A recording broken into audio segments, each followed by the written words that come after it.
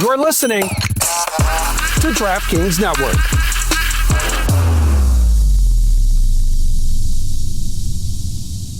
Some things never go out of style, like trust, reliability, and driving a Toyota. Take the legendary RAV4 and Grand Highlander, designed for maximum space. Hurry in. Offers end November 3rd. Toyota, let's go places. This episode is brought to you by State Farm. Listening to this podcast? Smart move. Being financially savvy? Smart move. Another smart move? Having State Farm help you create a competitive price when you choose to bundle home and auto. Bundling, just another way to save with the personal price plan. Like a good neighbor, State Farm is there. Prices are based on rating plans that vary by state. Coverage options are selected by the customer. Availability, amount of discounts and savings, and eligibility vary by state. Some days call for working up a sweat, working on your passion, and endless action. Ditch the glitch with Liquid IV's new Energy Multiplier Sugar-Free. Refreshing flavors like strawberry kiwi and blackberry lemonade. Scientifically formulated to support physical energy, hydration, focus, mood, and social stamina. Liquid IV's new Energy Multiplier Sugar-Free. Hydrating energy. Tap the banner to learn more.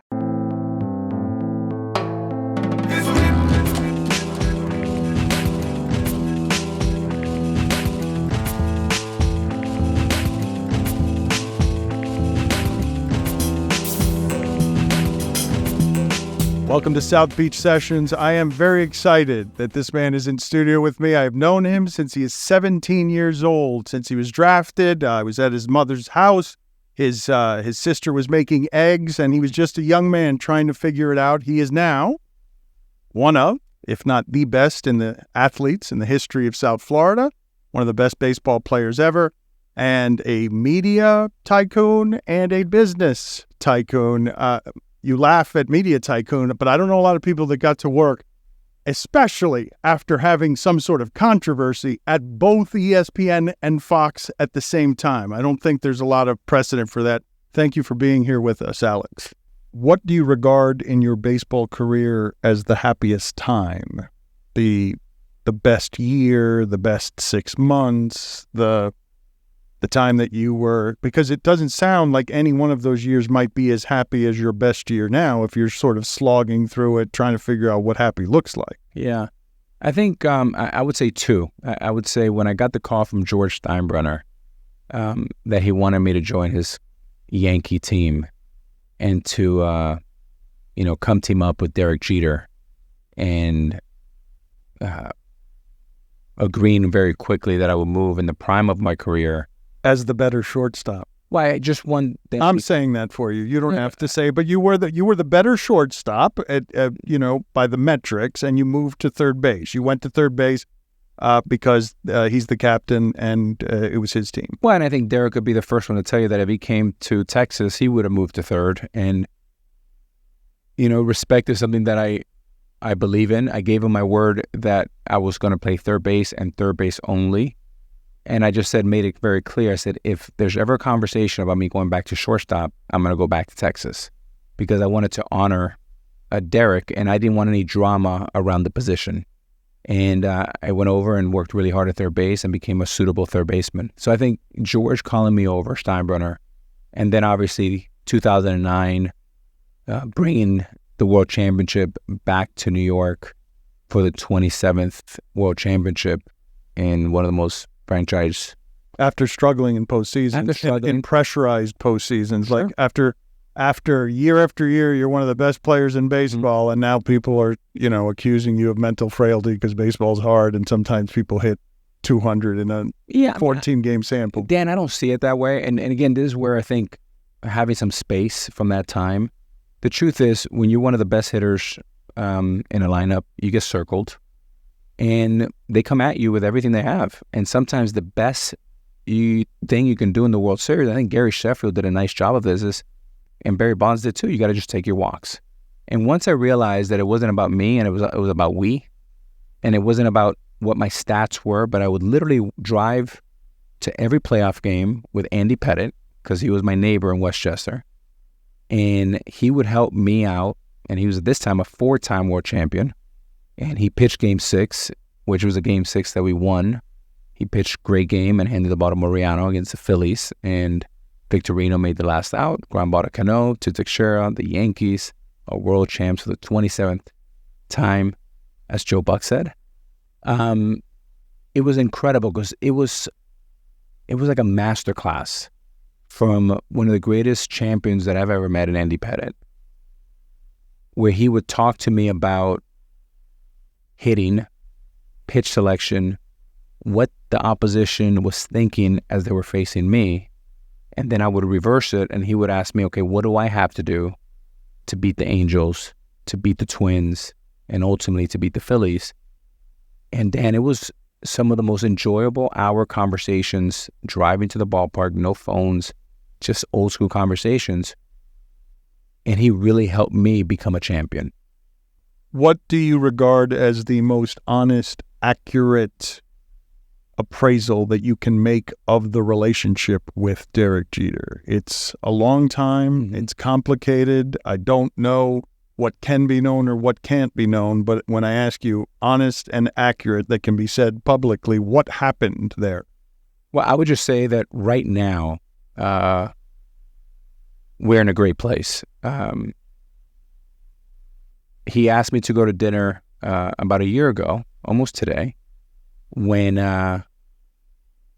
his documentary came out, and we went to have drinks right near our home in South Miami, and we sat down for a couple of hours and had some drinks and, talked about a lot of great things. But our history is rich and goes back a long time. We met when I was 16 and he was 17. We met at Mark-Light Stadium, and he had signed with the University of Michigan.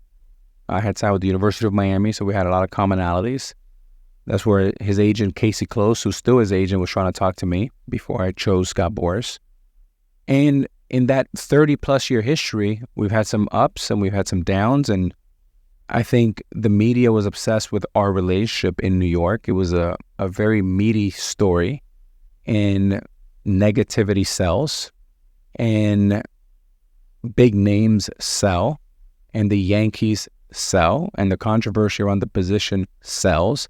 So it was a mega media story. And he did a nice job of being super disciplined. I wasn't as disciplined. And it created some noise, but through it all, what I remember is great player he was, good teammate. We won a championship together, and now we're teammates again at Fox doing playoffs and World Series every year. Were you at all surprised that phone call came, that he wanted to just have dinner and drinks? Is it something that's unusual, or is it because this plays out publicly? There's so much vanity. There's so much insecurity. I don't even know if your documentary, well, if he's got a documentary, I got to have a documentary because I had a pretty good career too. I don't know how much competition there is between you, and I don't know what your issues are with the media, like what the issues. I'm curious what you think is the worst thing about sports media, because we can be parasitical. Yeah, so I mean, I think his documentary was fun. It was good to watch, but in many ways it was up and to the right. I mean, there was a lot of celebration. Mine is going to be a lot of volatility, right? So completely different. More interesting. No. Volatility for sure. I'm saying more interesting. If negativity sells, I'm going to say if volatility is better than just up and to the right all the time. Well, yeah. So, yeah, and I think, look, it's interesting. When I was at my first couple of years at Fox, Dan, I got a much better understanding how the media works. And in 15 and 16, I was still playing while I was with Fox. And I said, holy smokes, I wish, and this is an advice that I would give to all athletes that are listening, especially the young ones. I wish I would have done a media internship with Fox for a couple of years when I was in high school to then reverse engineer and understand how the media works. I played because I was an infant when it came to dealing with the media. I just came out of Westminster Christian. A few months later, after my high school prom, I was at Fenway Park as an 18-year-old when I should have been a freshman at the University of Miami playing quarterback and shortstop. I was facing Roger Clemens, completely over my skis. My knees were shaking. It was the first time I saw an upper deck. I mean, we had 400 people at Westminster max, right? So it was a lot of growth. It was like turbocharged, and I just was not ready for that. I don't know if any 18-year-old could be ready for that. Maybe LeBron. I mean, he did a great job. Kobe. These are all guys that I'm friends with. Tiger Woods came out early. But I think all of us that came out early, there is one common theme. We had some ups and we've had some downs. What came with money that you weren't expecting? Freedom, eyeballs, jealousy, anxiety. Yeah. Why anxiety? Why anxiety? Because, again, from the age of 10 to 17, when I became a millionaire and the Mariners made me the number one pick in the country, and my mother and my sister Susie negotiated a $1.35 million contract, I didn't have lessons in life on how to distribute, how to help out my family, who gets what to save, what to spend, what to invest in. This was new territory for me. I was training to be a baseball player, and I was barely keeping up with that. If you think about it, most people, if they're lucky enough to make $1 million, usually it happens with a college degree, after marriage, kids, maturity, and usually you're in the other side of 40. Here I am at 17 with, here's $1 million, here's fame, here's expectations, and then you got to go deal with it. Jealousy, what did that bring? What does that look like? Like what is happening that is making you feel that jealousy goes before anxiety on something that money brought? I just think, the higher you go on the flagpole, the more people are taking a look at your back end, right? And there's more chatter, there's more conversation. You have to be, careful, spend, a little bit more low key. Things that you're not prepped for it. And when you saw it. You came to be a star very early on, and you have a much different perspective today than when you were in your...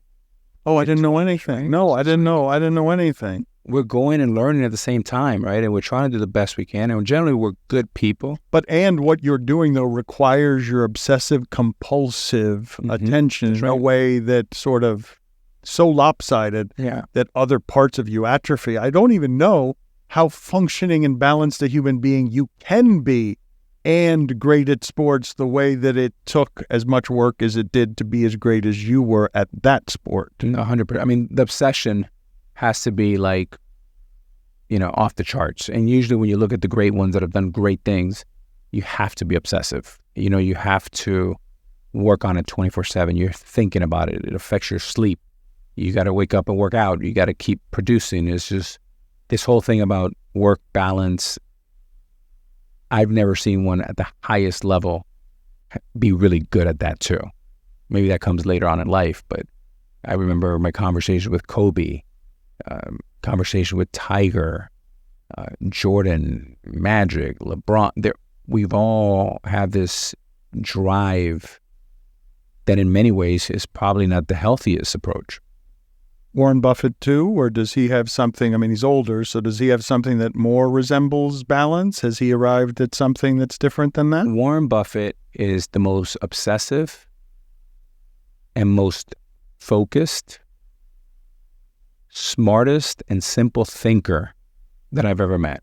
He's a perfect example, with Warren Buffett, he's a perfect example of, the most obsessive, relentless, focused, unwavering conviction to what he wanted to do. His father would drop him off when he lived in Omaha as a young child. By the age of 11, he would drop him off every Saturday and Sunday in the library. He would spend all day there. And Warren read every financial book in the library by the age of 11, made his first investment around the age of 12, and has been obsessed ever since. And you do this, and Warren does this. I believe he's the greatest, smartest financial mind alive. He's in his 90s. He still goes to work 5 days a week. He said, my only adjustment, I used to read 9 hours a day. Now I'm able to read 3 to 4 hours. And now he studies a lot on YouTube. but he's kept it simple, and that's exactly what Jordan and others have done in their space. We are about halfway into the football season, and we've seen most of the celebrations that the players do after making a good play. But you know what's a good way to celebrate while watching the game? Cracking open an ice-cold can of Miller Lite. Game day hits different with Miller Lite in your hand. From jaw-dropping touchdowns to fantasy heartbreaks, it's the beer that's been there for every moment. 50 years of great taste, simple ingredients, and that iconic golden color that you can spot across the room. And here's the kicker, just 96 calories and 3.2 carbs per 12 ounces. The original light beer since 1975 and still hitting different 5 decades later. So whatever your game day looks like, remember, Miller time is always a good time. Miller Lite, great taste, 96 calories. Go to MillerLite.com/beach, that's BEACH, to find delivery options near you. Or you can pick up some Miller Lite pretty much anywhere they sell beer. It's Miller time. Celebrate responsibly. Miller Brewing Company, Milwaukee, Wisconsin. 96 calories and 3.2 carbs per 12 ounces.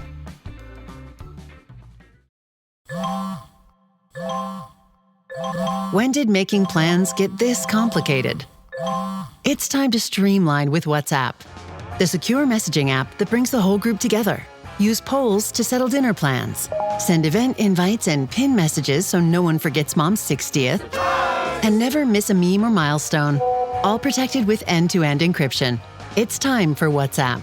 Message privately with everyone. Learn more at whatsapp.com.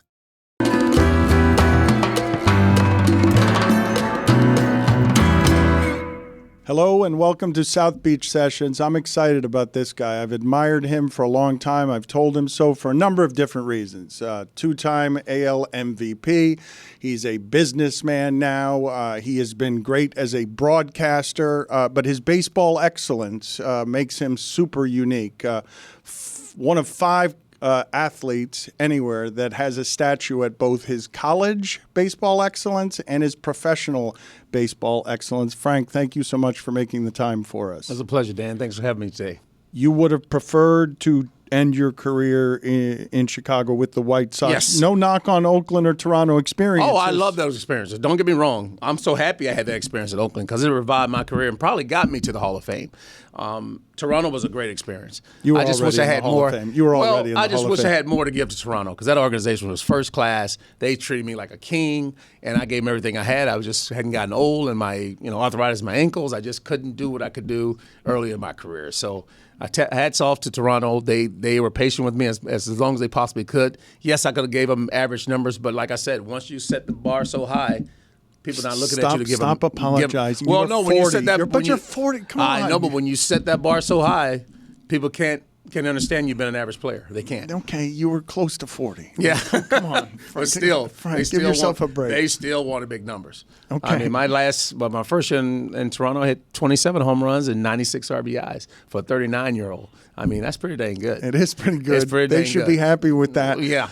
Were you made sad by Oakland losing baseball or everything happening in Oakland at the end? I'll be honest, it sucked because that fan base is tiny, but they support. They're screaming and yelling at the top of their voice every night. I understand it because it was time to get rid of that stadium. It's time to move up, and I think going to Vegas will be special. Will be a special moment for the organization. I do think half of that fan base still will support. And they will go to Vegas because it's a good time and it's close enough that they can get there, spend 3-4 days, go home, and it's drivable. So I really feel Oakland having a big time situation like the Raiders, like the WNBA team and the Golden Knights. Trust me, I lived in Vegas for 15 years. A special town, and they care about sports 24/7. They're going to be fine. I just really feel the backlash is they lost the Raiders and they lost Oakland A's. It's going to be tough for the city of Oakland. And I feel bad for it because I enjoyed the city of Oakland and they revived my career. So, yes, they were the best, smallest crowds I've ever seen in my life because it didn't matter. The energy was unmatched. You're a champion, so you're saying the time in Oakland was the most joyful time? I'm not saying necessarily the best time. It was my favorite season of my career. It really was. I had a young team that re-energized me. Guys like Nick Swisher, Bobby Crosby, Jason Kendall, Milton Bradley, who was crazy but fun. who else I had on that team? Jay Payton. I mean, we just had a team of guys that just cared. Mark Ellis. I mean, those guys really cared about playing the game. It wasn't about money out there. It was about winning. And I had fun with those guys, and they just needed Mark Kotsay, who's managing now. You know, those guys were special guys, and that's why we played so well. And I'll be honest with you, I think we could have got to the World Series that year if we didn't have that 5-day layoff like these guys about to have to start the World Series now. It's crazy, though, to say that season was your happiest ever when you're a champion. Every time I ask an athlete what was the most fun you ever had, they do some revisionist history, and they say the year that I won the championship because they got the ending right. Doesn't mean that the whole year was fun up until the ending. It's crazy to hear you have a non-championship year as your most joyous year. But it makes sense. Honestly, I mean, what Billy Beane does out there and what Billy Beane did that year, I've never seen a general manager bring guys up ready to perform. I don't care how young they are. They can come pitch 7 innings, send them back down, bring another one up, bring a bat in who could do something to help us. We had a team full of that, and we had Ron Washington at third base coach who made the game fun daily. I mean, I've never been around a coach. People like, what's the magic of Ron Washington? Just think about this. I'm always the first guy there every day, and he's always the first guy there. Ron would sit there with his long white underwear, with his cigarette, get you going every day. What happened to you last night, Big Hurt? The boy stuck it to you. And he would run and laugh, but that's the motivation he provided on a daily basis. I had fun again, man. A lifer, a baseball lifer. I had fun again. And that whole clubhouse was like that. It was about winning. It wasn't about who's got the biggest check. It was about winning. And we didn't care about anything else, and we had a lot of fun. And that's why we had a great team. That's cool. Do you have a best Milton Bradley was crazy story? Because there are a lot of those. Yes. There are a lot. I had a great one. Kid Maka was sitting there in the 7th inning one day. Milton had a bad day. He had struck out 3 times already. He walks off the field, goes up to the clubhouse. He says, I'm done for the day. And I was like, what, man? You can't. I'm done, Hurt. I'm done. So he walks up to the clubhouse, took a shower in between innings. We were like about to start the inning, and no one was in right field. He just quit. He just went home. And Maka was like, Frank Ruckhouse was DH. Go. I said, Ken, it's over. He's going home. He took a shower. He's gone. He's like, what? So it was the longest in between inning because we had to get him off the bench, warmed up to go to get out there. And that was the funniest Milton Bradley story of my time. He just quit. He didn't quit. He just like, I can't help you guys today. I'm done. I'm done. Went up, took a shower, and went home. So you're saying he didn't quit. He was just self-aware. No. He didn't have it that day. Words. That was unbelievable. It really was. I'm done for the day. You're not even mad. You totally understand. Because he gave you everything he had every day. He was a hell of a player. No, he had a little more there. There was a little more required of him that he was not giving you at the end of that day. Some days he couldn't get out of his own way, but I'm telling you, what a ball player who cared about playing the game of baseball. Let's go back for a moment to what you were saying about being in an all-white high school and just how you grew up. I believe that a lot of people look at you and your physical size and imagine that a holy man reached into a crib and just gave you an assortment of athletic gifts. Amateur draft in 86, you go undrafted. And I would imagine that right around there, maybe a little earlier, is when Frank Thomas develops, again, observing from afar, don't know this about you, a work ethic that he would put up against anybody. Yes, that really hurt me in 86, not getting drafted. I was the best player in the area, and 6 or 7 guys out of the area got drafted. I had no idea what happened. I was the biggest, strongest, fastest. I already had signed a football scholarship at Auburn University. I guess they thought back then big guys like me didn't play baseball. Tight end. Yes, they were like a football player playing baseball. I remember talking to the late Cam Bonifay, and Cam said, at the time I thought you were just a football player trying to play baseball. I knew you could hit the ball consistently and hard, but, didn't think you would end up being a baseball player. You already signed that football scholarship. We passed. And I was like shocked because they could sign me out of high school for anything. I would play baseball. But Pat Dye gave me a chance in football. They grew me up there. They worked my butt off. I got bigger, faster, stronger, toughened me up a lot. I tell people, try to block Andre Bruce every day. as a freshman going to college and a man who was the number 1 draft pick in the draft, you grew up in a hurry. You would have been a professional football player. I could have played in the NFL, but it wouldn't have been long. I mean, I just, 3 years and out was not enough for me. Baseball, Pat Dye told me himself. Pat Dye retired me from football. He said, my team we're 4 deep at every position.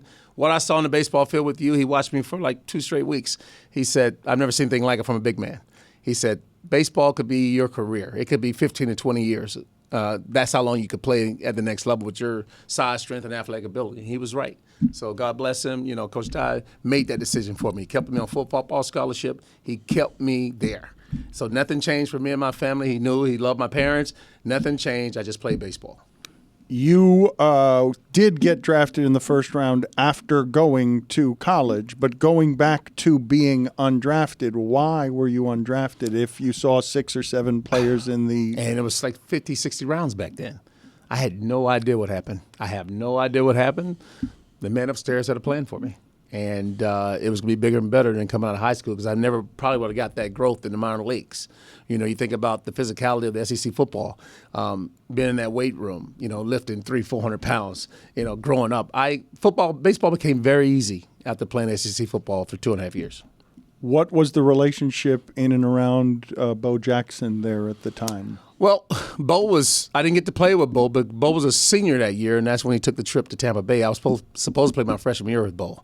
It was disappointing because I had lived in Columbus. I used to go over and watch him all the time. I had never seen an athlete like that. Never. His speed, his size, the way, the tenacity. It was just, I'd never seen anything like that on the football field. So, but I got to play Major League Baseball with him. I just saw him last week. He still gives me a hard time. But Bo's my guy. I don't care. I told him last week. I said, you know, I love you, even though you're an a-hole to me all the time. You know. Why is he giving you a hard time? How can anybody be giving Frank Thomas a hard time? He gives me a hard time. Just give me a hard time. Bo is Bo, though. Bo's he's a tough son of a gun. But you're a Hall of Famer. You're the big hurt. Okay. What do you mean? I don't imagine anybody giving you a hard time. Bo Jackson was probably the most athletic guy of our time. Football, baseball, could dunk a basketball, could do. I mean, if you see him hunt and shoot a bow and arrow, he could do that professionally. It's like the guy is gifted talent. I feel sad because I think we got robbed of seeing his greatness for a long period of time. But you saw him with the Raiders. You saw him with the Royals. Just a mix of talent that you probably never see again, that he could do it all. He really could. Take me through now. You get drafted and you go to the minor leagues, and you're feeling how about things in the? You're obsessed, right? Because you didn't really answer the work ethic question. There was nobody who was outworking you, right? That's second to none. My work ethic was crazy. I looked like a football player my entire baseball career. You know, I would go in legs one day, arms next day, but it was like intense.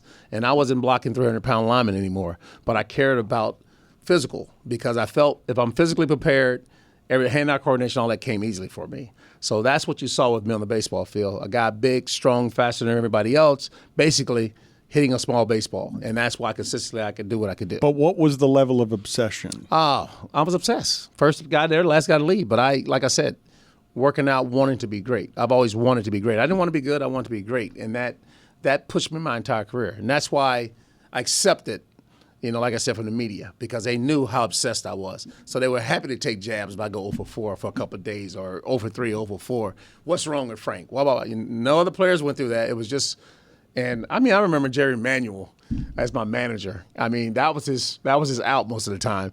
If team's struggling, Frank's got to do more.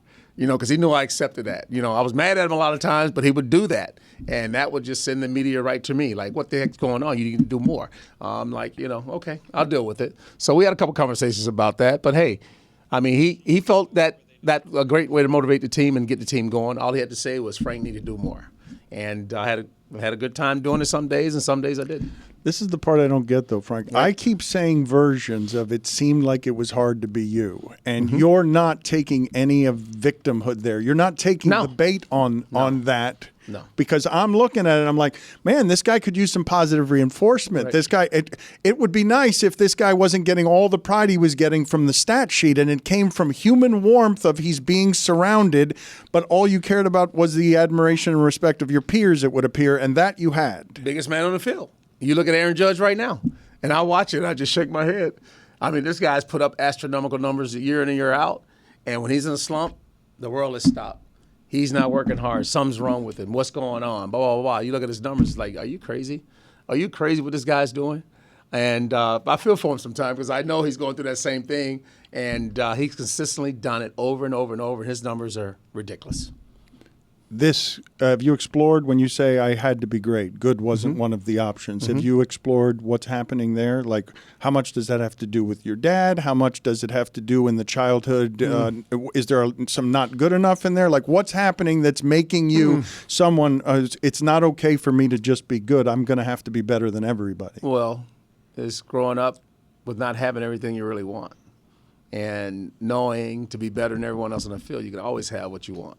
You can always, fit in where you want to fit in by being that guy. And it drove me. It drove me to be obsessed to be great. I'm sorry. I mean, I tell my son now, be obsessed with being great. And he is. It's kind of crazy. Some days I'm like, okay, just take a break. No, let's go. That's the way he is now. He wants to be great. So for little Frank, I'm coaching him daily. Hopefully I tell people not to overhype your kid because I never want to do that. But what I'm seeing and watching him respond right now, I'm seeing this on a day-to-day basis. I think he's got a chance of being a great one. I betrayed a confidence by saying that you said on the way in, I just can't believe it, that he might be better than me. And I know you probably don't want to put those expectations on him. Never. I just couldn't believe you were saying it, though, because there are very few who have ever been better than you. So the idea that your son would be able to do that was a bit jarring. Well, I teach the same way I was taught. He uses a line-to-line hitter, but he's a lefty. That's the difference. He'll be hitting 60% time against right-handers, 70% time against right-handers. That's just what it is. I wish I could have hit lefties all the time. You're talking about the numbers I had. I probably would have hit 360, 370 if I'd had left-handed hitters all the time, like a left-handed hitter against a right-hand pitcher. So watching him hit and watching him respond, I don't think he'll be the power guy that I am, but I think he between 30 and 40. But I consistently looked at myself as 40 to 50. And if they didn't give me that kryptonite inside fastball that far inside, I would have hit 50 consistently. So I tell people now, I watch the game and I'm like, these guys are complaining about a ball a little down over the plate or whatever else. If I consistently got that ball out of the plate, there's never, that little box, that little shadow box there, I wish I could have got that ball in the box all the time for a strike. I tell you that right now. It would be unbelievable. Your plate discipline was extraordinary. The idea of being great instead of good is as simple as I wanted things and there was real freedom. If I could be better at sports than everyone else, I could have the real freedom of getting anything I want from life. Yes. It's important. I tell guys, you just want to be great. I mean, I didn't second guess anything. I just wanted to be able to say, hey, I'm laying on the table every day. And I did it for my family. I did it for my friends. I just wanted to be consistently great for the organization. I wanted to win. Well, first of all, it's about winning because I never really lost in my life. Always high school champions, college SEC champions. When I got to the major leagues, it was about winning. And I got to the White Sox. We were a doormat at the time. And within like 5 years, we were the team everybody was talking about. Winning the championship, actually winning it, joy or relief? It sucked because I was injured. 2005. I played little over a month that season. I had a huge impact. I had 12 home runs and 13 home runs in like 30 days.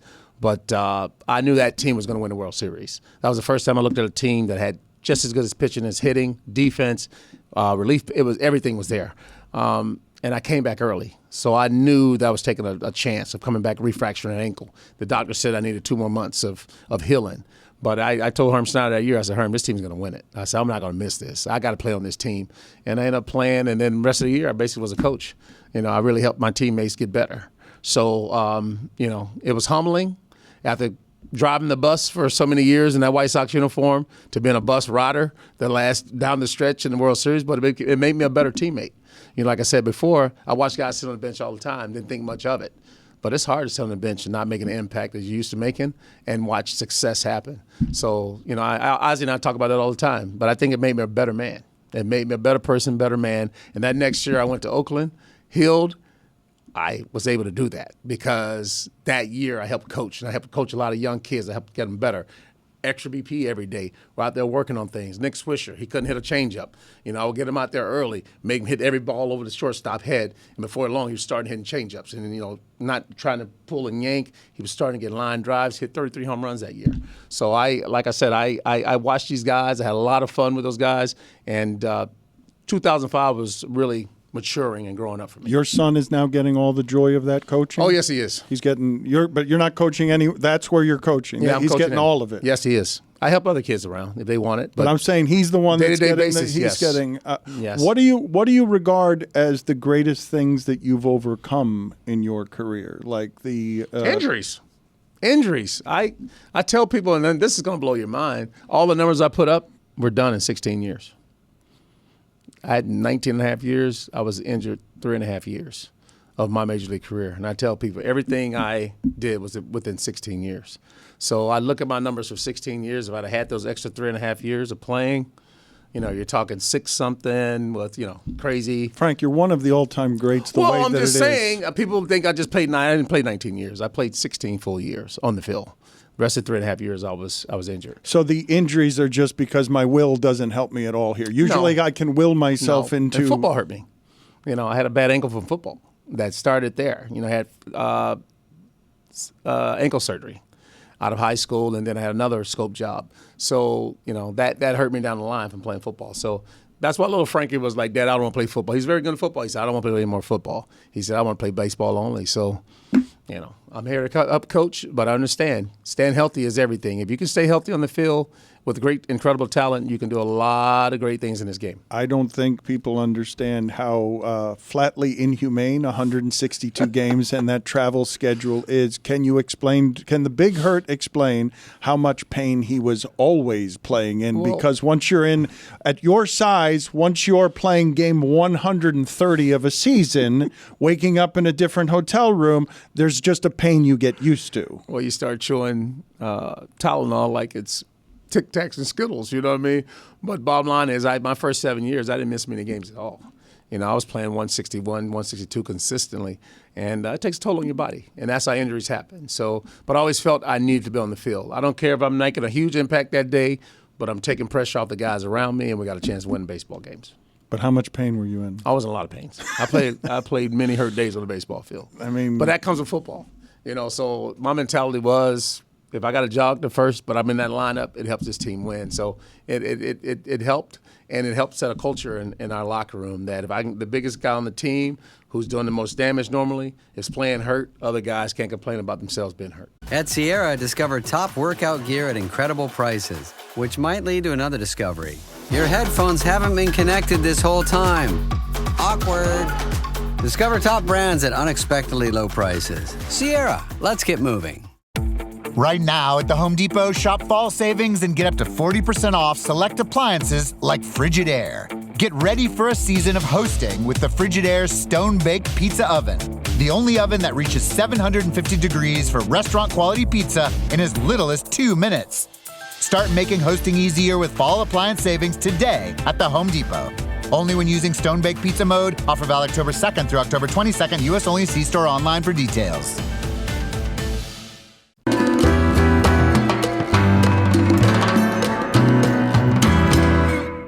Hello and welcome again to South Beach Sessions. I've got a lot of notes. I don't need any of them for this man. This man is my best friend in the world. He knows me like very few people know me. One of the things we're going to try and do around here is let you see more of my relationships with people who really know me and know me in the most intimate of ways. So I will tell Boog Sciambi in front of everybody. I've told him all of this privately. I love you.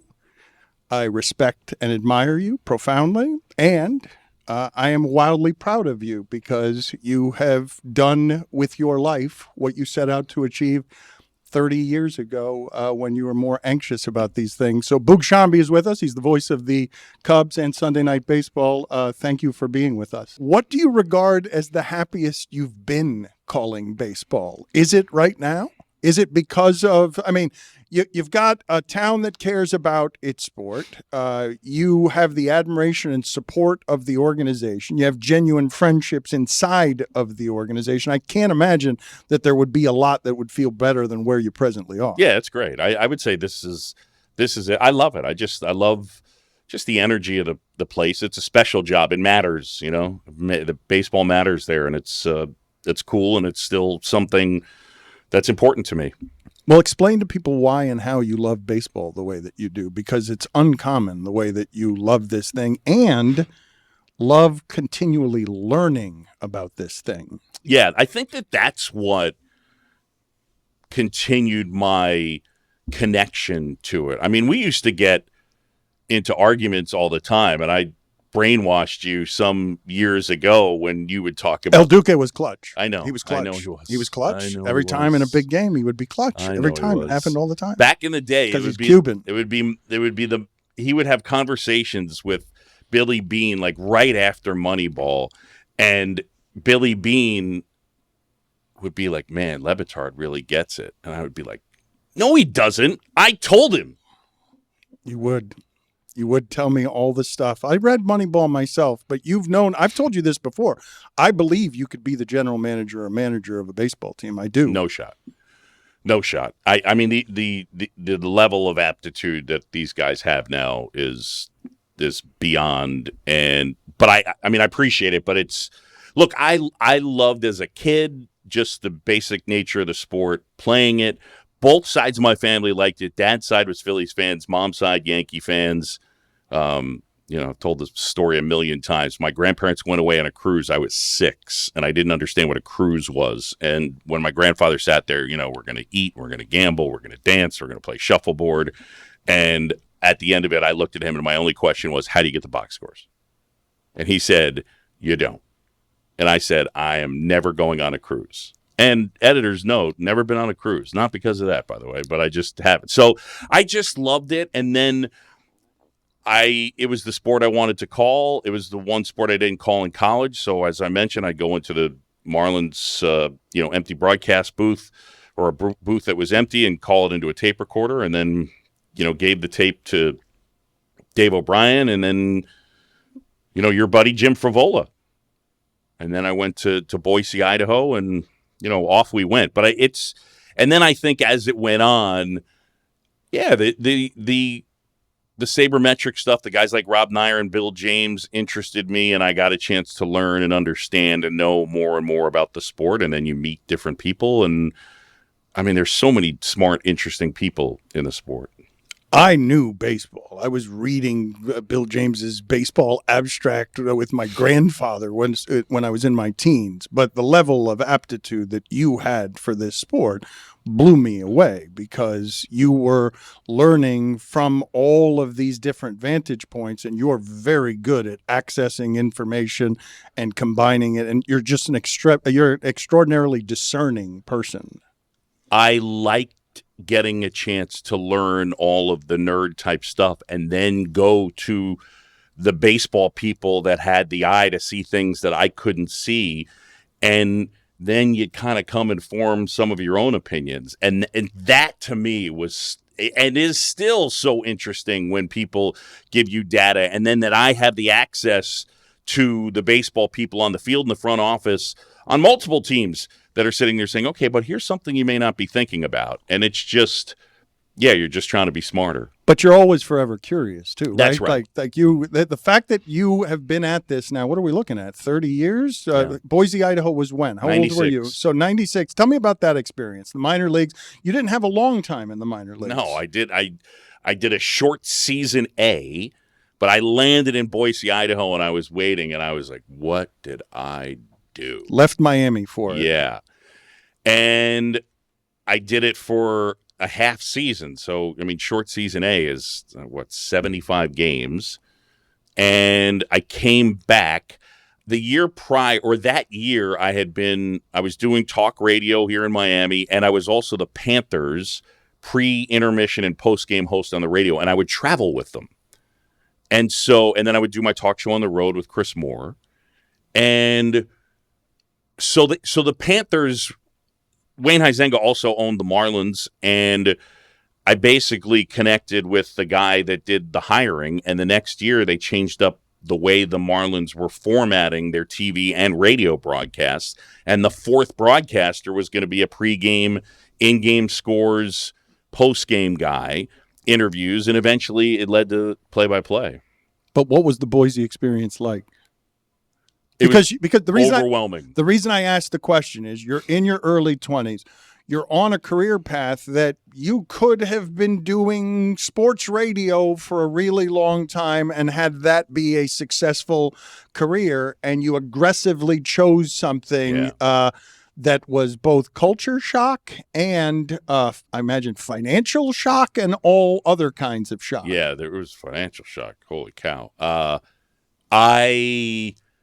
wasn't good enough, and it was just too fast for me. I mean, I worked with a guy named Rob Simpson, who's continued to work in hockey. If you called Rob up now, he would say, yeah, he wasn't that good. Like, it was a lot. I didn't know how to do it, and it took time to learn how to do it. Was it a hard decision, though, to make the decision you made?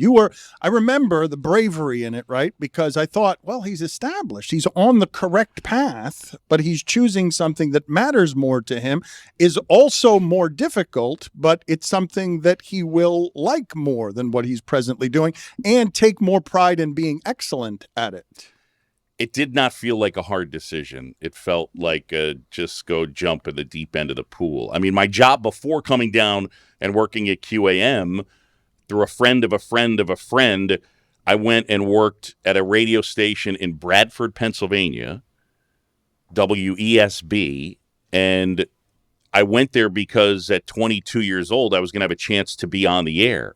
Like, that's one of the things that's changed is that, the mechanism for people, the avenues for people to be on the air now, it's infinite. Back then, it was harder to actually get on.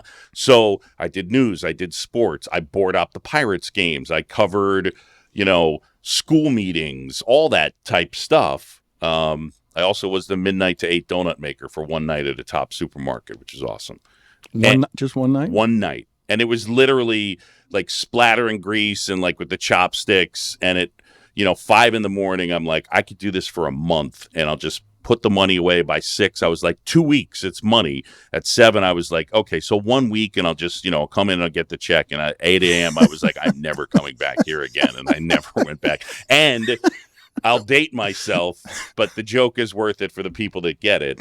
I had told friends because I needed to supplement my income because I went there to do all that stuff on the radio for minimum wage. That's what they paid. They paid minimum wage. And I told all my friends that I was doing this. And so I had an answering machine. Kids, ask your friends or your dad, whatever. And they would leave me a message for probably 10 straight days at 11:40 at night. And so I'd be asleep. They didn't know I had quit. And the message would simply be, Sciambi, time to make the donuts. They forgot you only did it for one, or that you did it for one night. No, I didn't tell them I quit. I didn't tell them. My bad. When you say that Jon Miller called you after you did a game, what are some of the other compliments you have gotten from baseball royalty that are moving to you that make you feel like you belong in the pantheon of the best to ever do it in our most historic sport? Well, I don't think I feel that. I just like something like that just felt as sort of surreal that he was reaching out like that. I guess I'm probably not comfortable to say in that spot.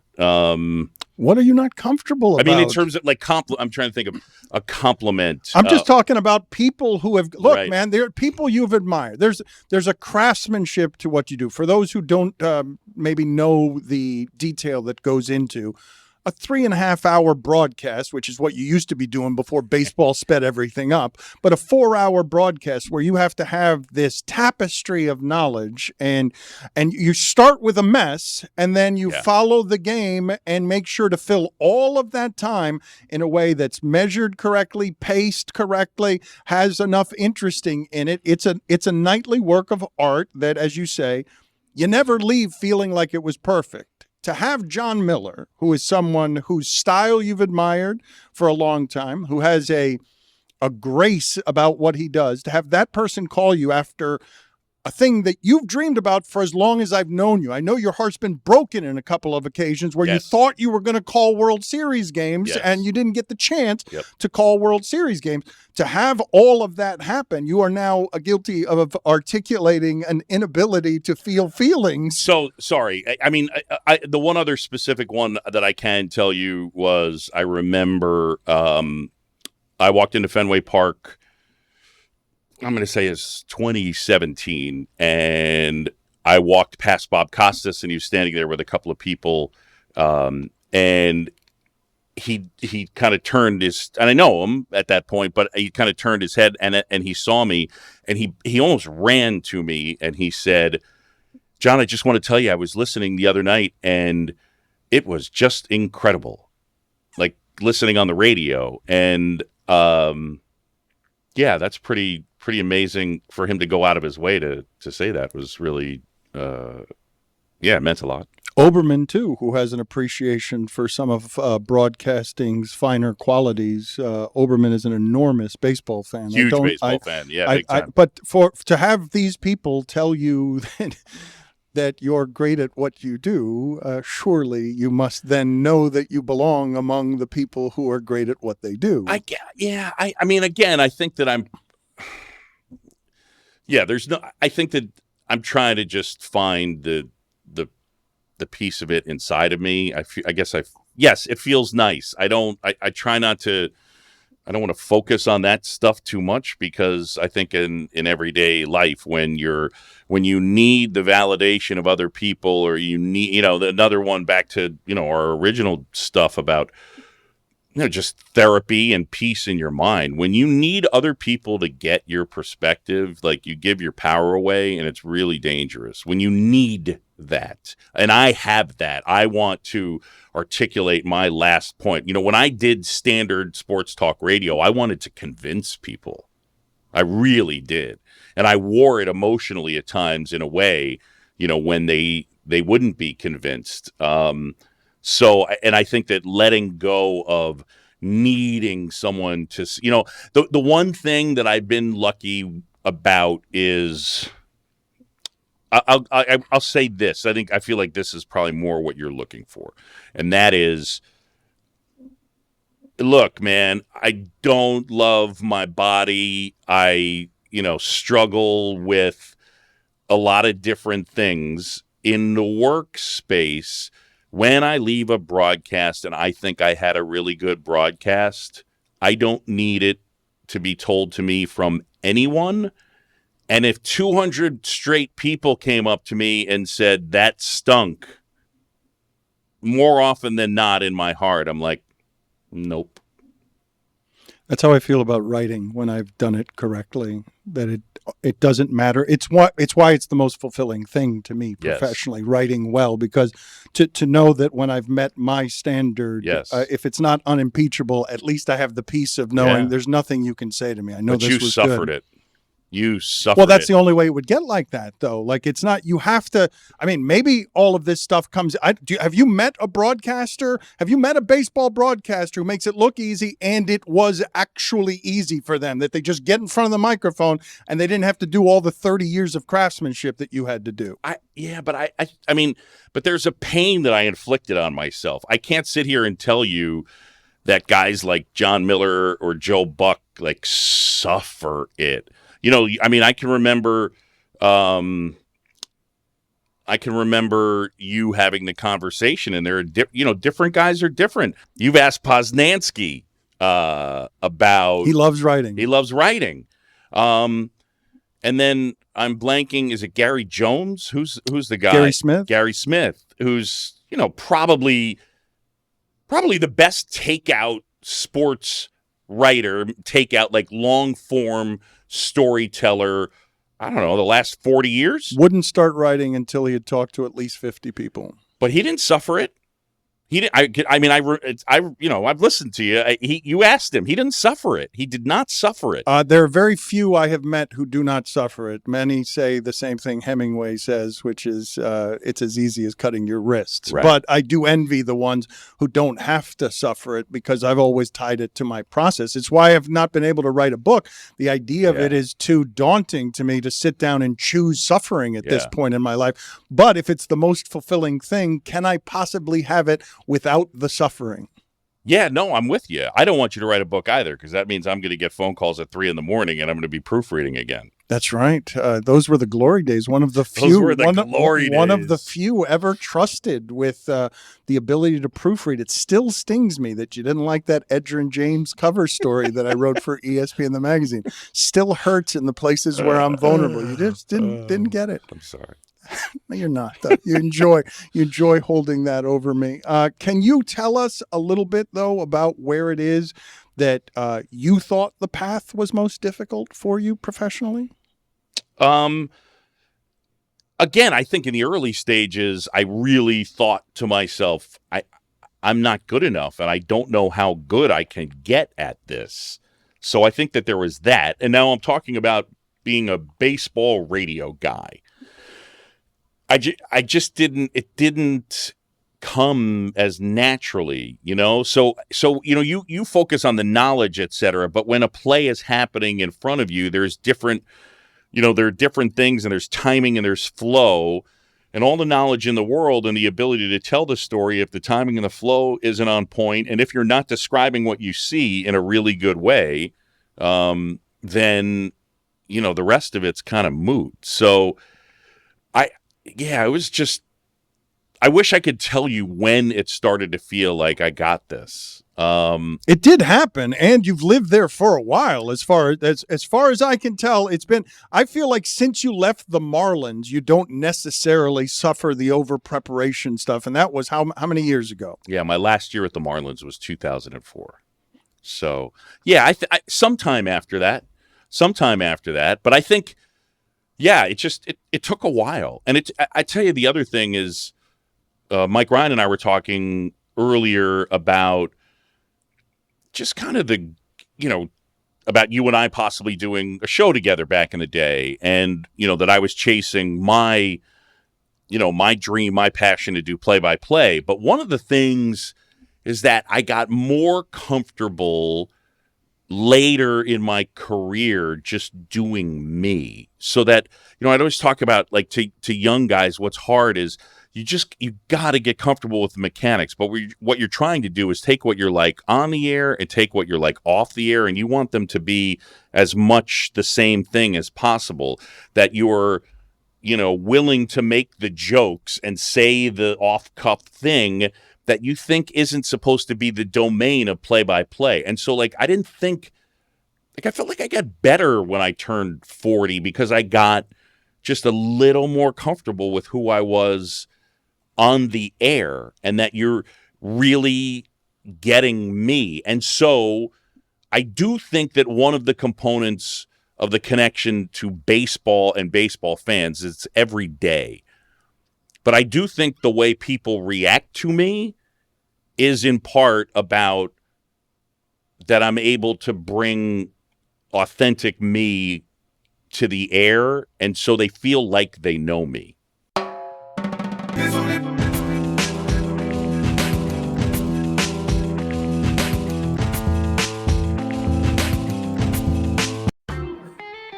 We are about halfway into the football season, and we've seen most of the celebrations that the players do after making a good play.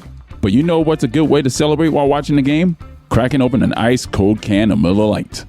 Game day hits different with Miller Lite in your hand. From jaw-dropping touchdowns to fantasy heartbreaks, it's the beer that's been there for every moment. 50 years of great taste, simple ingredients, and that iconic golden color that you can spot across the room. And here's the kicker. Just 96 calories and 3.2 carbs per 12 ounces. The original light beer since 1975 and still hitting different 5 decades later. So whatever your game day looks like, remember, Miller time is always a good time.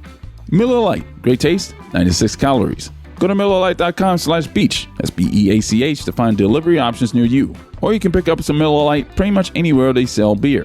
It's Miller time. Celebrate responsibly. Miller Brewing Company, Milwaukee, Wisconsin. 96 calories and 3.2 carbs per 12 ounces.